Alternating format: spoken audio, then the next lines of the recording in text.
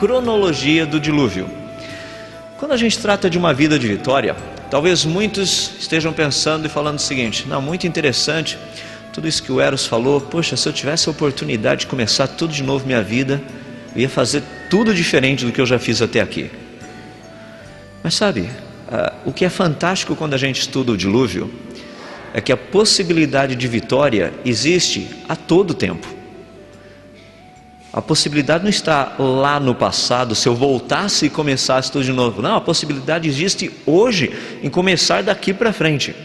Tanto é que uma passagem que eu acho muito bonita no livro de Gênesis, quando se trata do dilúvio, está lá no capítulo 7. Aqueles que quiserem, abram suas Bíblias, apenas um versículo pequenininho, que é o verso número 6.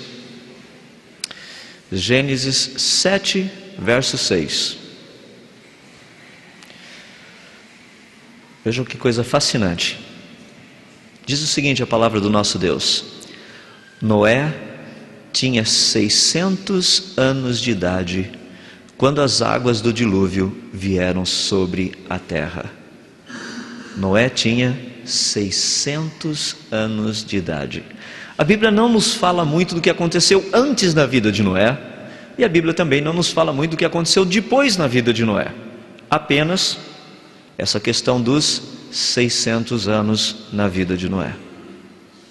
Isso sempre chamou minha atenção, porque se você fizer um cálculo, Noé morreu com 950 anos.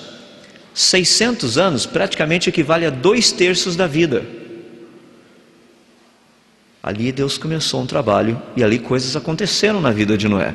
E a gente vê a vida dele, a santidade, a proposta desse homem íntegro diante de Deus. Uma outra coisa que eu acho muito interessante, muito importante também, e eu gostaria de levá-los a pensar, é no livro de Atos, capítulo 17, o verso 11, quando Paulo fala de uns crentes lá de uma região de Bereia. Ele disse o seguinte, que aqueles de Bereia tinha um caráter mais nobre do que os de Tessalônica. Por quê?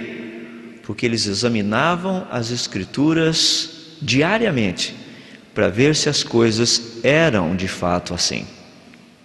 E eles examinavam, a Bíblia nos diz, com toda avidez, com todo interesse. Uma das coisas que eu acho muito interessante quando a gente trata do dilúvio, eu pergunto geralmente para as pessoas: quanto tempo durou o dilúvio? A maior parte das pessoas responde: 40 dias e 40 noites. Examinai as Escrituras. Então vamos dar uma olhadinha a respeito disso, porque é algo muito interessante. Quando nós pegamos o relato do livro de Gênesis sobre as Escrituras, nós vemos que a coisa não foi apenas 40 dias e 40 noites. O relato seria praticamente assim: no dia 17 do segundo mês do ano 600 da vida de Noé, a Bíblia nos diz que abriram-se as fontes do grande abismo e também as comportas do céu. Aí começou o dilúvio. O negócio que a Bíblia diz que 40 dias depois, para ser mais preciso, no dia 27 do mês 3 do ano 600 da vida de Noé, a Bíblia diz que fecharam-se as fontes do grande abismo e também as comportas do céu. E daí Noé saiu da arca e foi todo mundo embora e viveram felizes para sempre. Não é essa a história. Aí estava só começando o acidente. Isso foi o início da história. Para muitas pessoas, a história termina aí e esquecem de ler o restante. A Bíblia nos diz que no dia 17 do mês 7 do ano 600 da vida de Noé, ou seja, 150 dias depois que o dilúvio começou, a arca, ela repousou sobre as montanhas do Ararat. Significa o quê? Ela ficou presa, como um navio num banco de areia. Você não vê o fundo ainda, mas o navio está enroscado ali, porque a parte de baixo dele enroscou. Mesma coisa com a arca. A parte de baixo da arca estava presa no topo da montanha do Ararat. Interessante isso, né? Porque já pensou 150 dias num barco com toda aquela bicharada? Imagina 150 dias você aqui dentro desse salão com toda essa turma o dia todo. Não precisa ser nem a bicharada toda, só nós aqui. Acho que a gente não aguentava mais olhar um para o outro, né? Fala: Senhor, manda um solzinho só para a gente ver cara nova por aqui.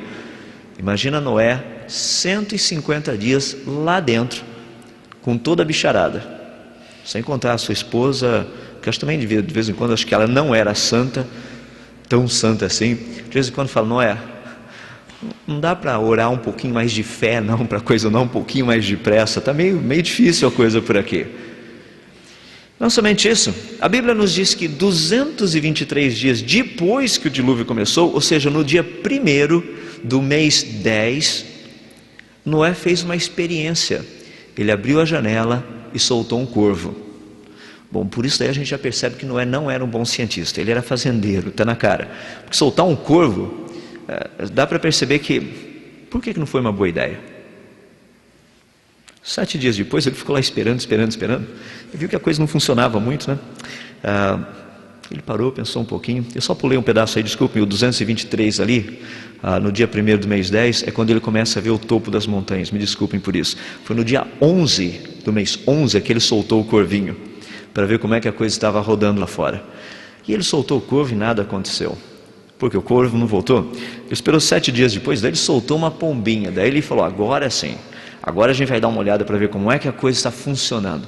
E foi interessante porque a pomba foi, voou, não achou um lugar para pousar, ela voltou. Mas nesse meio tempo, 270 dias já tinham se passado desde o início.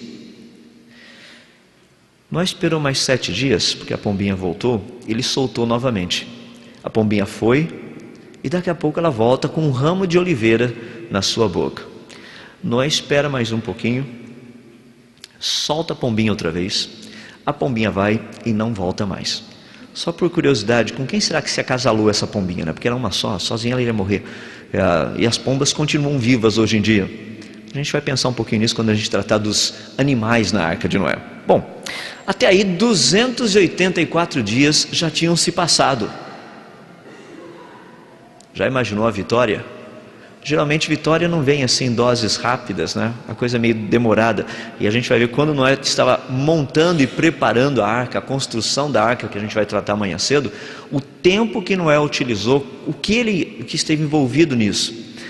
Aqui nós estamos vendo o resultado, e Noé fazendo as suas experiências para ver como é que a coisa estava funcionando.